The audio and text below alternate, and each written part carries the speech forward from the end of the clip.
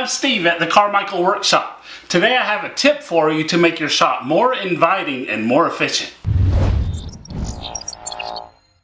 Every year on April 1st, I like to come out to the shop and take some time to see what maintenance needs to be done, and also to take a look around and see what I can do to make the shop more inviting and more efficient when I'm working on projects. So I think I've got a good tip for you. I don't know why this just dawned on me today, but one thing I really like is being able to walk up to a tool, turn it on, and use it. And I figured, well, it must save me time if I don't have to turn the switch on every time. So what I've decided to do is to try just leaving the tools on all the time to see how efficient that makes me. So for the lathe example, I'll just turn on the switch once, and then I don't have to turn it on again for like the next year until I do maintenance on April 1st. I also hate waiting for the laptop to boot up. So let's get that going.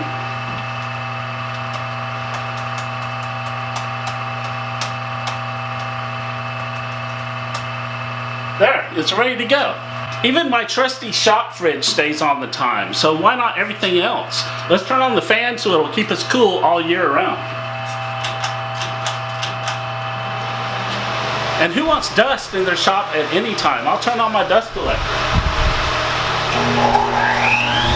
I want the CNC machine ready to go anytime I use it. I know I'll have to replace the brushes, but that should be the only time this thing is off. And also my 3D printer, it just looks cooler when it's on. My sander and my shop vac are both connected to an eye socket switch. If I just leave them on, I don't need the eye socket switch. I'm sure this Harbor Freight belt sander could run for years without ever being turned off.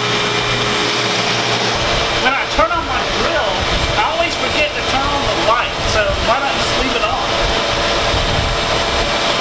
I also have a shop vac down here that works with my bandsaw, and I use this remote to turn on the shop vac. So once I turn it on, I don't need this anymore.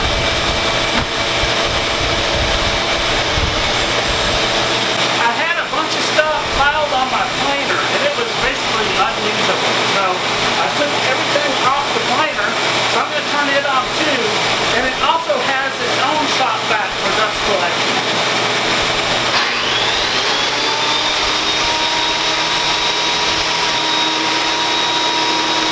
The table saw should always be ready to cut something off.